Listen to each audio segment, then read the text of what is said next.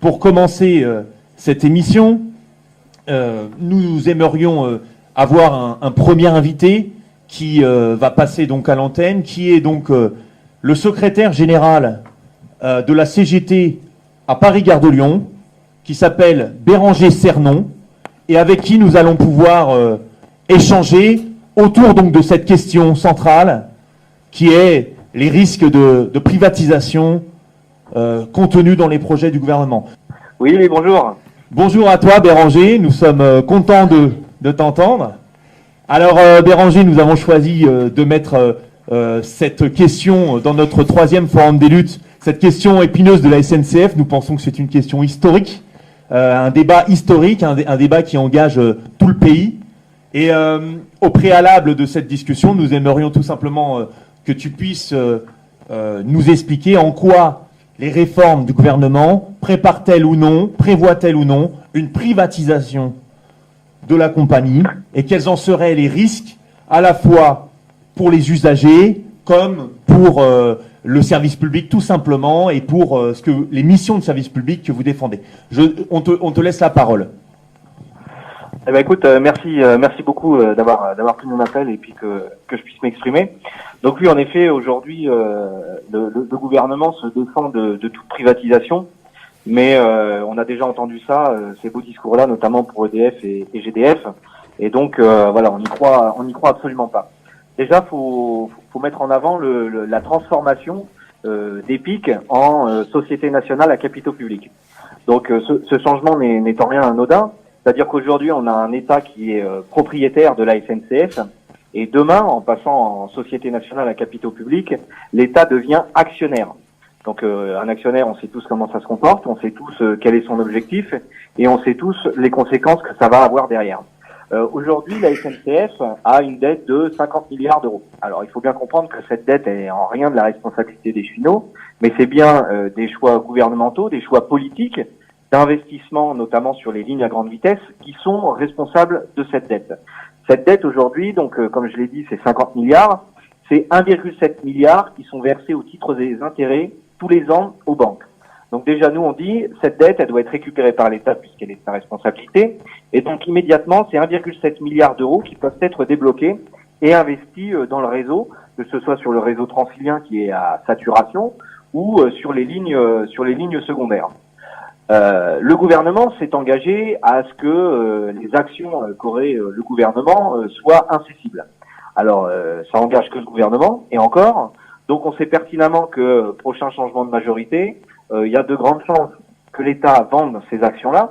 Pour une simple et bonne raison, c'est que aujourd'hui, cette dette de 50 milliards, elle ne peut pas être prise telle quelle par le gouvernement. C'est-à-dire qu'il y a des traités européens, et notamment le traité de Maastricht, qui fait que la dette est trop grosse, et donc l'État, s'il venait à reprendre cette dette, dérogerait à ce traité européen. Donc il faut trouver une solution.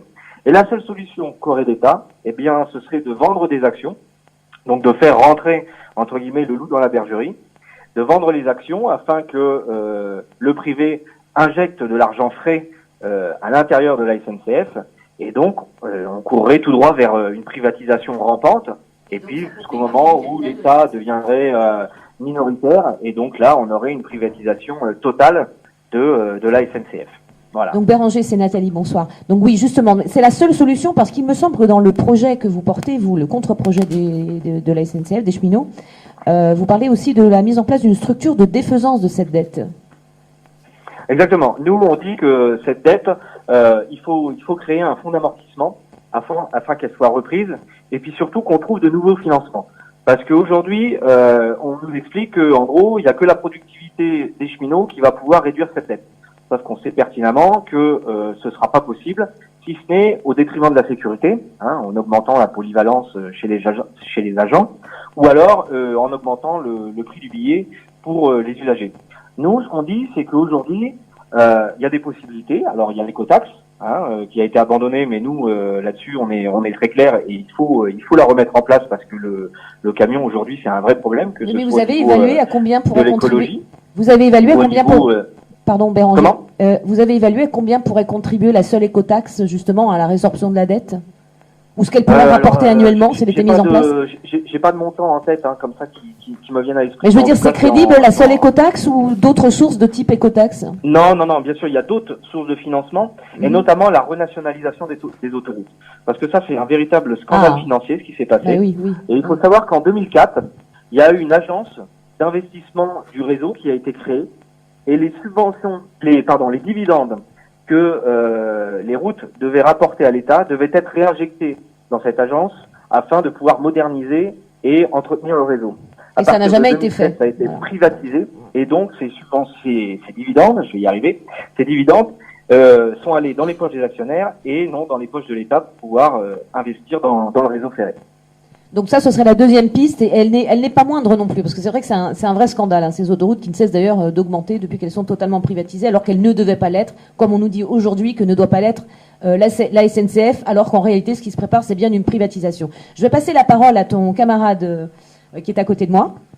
Oui, bonsoir Béranger. Non, c'était juste pour ajouter un chiffre. Par exemple, effectivement, les dividendes des autoroutes, aujourd'hui, c'est estimé à 4,7 milliards d'euros. Donc une augmentation d'à peu près 40% sur les 2 dernières années. Donc on voit là effectivement qu'il y a une marge très importante et qui est à mettre en rapport aux 1,7 milliard des intérêts de la dette. Puis il faut avoir conscience qu'aujourd'hui, nous c'est un choix de société qu'on défend. C'est-à-dire qu'aujourd'hui, ce qu'on défend, c'est que le chemin de fer, aujourd'hui, il est vital, que ce soit en région parisienne ou en province, que ce soit pour les gens qui le prennent pour aller voir leur famille, mais aussi surtout pour aller au travail. Et donc, ce choix de société, il se porte vers le service public. C'est-à-dire qu'un service public, il n'a pas vocation à faire de l'argent, il n'a pas vocation à faire de la rentabilité. Alors certes, il n'a pas vocation non plus à perdre de l'argent, mais dans tous les cas, il doit être accessible à tous. Et aujourd'hui, sans nouvelle source de financement, clairement, ce sera les usagers qui vont trinquer, parce qu'ils vont perdre en qualité, ils vont perdre en réactivité, et ça, c'est quelque chose pour nous qui n'est pas possible. Aujourd'hui, on fait tous le constat que le ferroviaire va mal. Mais à chaque fois, ça a été le même schéma, c'est-à-dire que on n'investit plus, ou du moins pas suffisamment pour moderniser et s'adapter au flux humain et au flux de la société. Et puis ensuite, on sort un rapport en expliquant que faut réformer les choses. Et en fait, la seule solution qu'on avance, eh bien, c'est l'ouverture à la concurrence et la privatisation. Et nous, on explique que c'est absolument pas vers ça qu'il faut aller, puisque à chaque fois qu'il y a eu privatisation ou ouverture à la concurrence, dans tous les cas, à chaque fois, c'est les mêmes qui ont trinqué, c'est les salariés via leurs conditions de travail, et puis les usagers via une augmentation des coûts.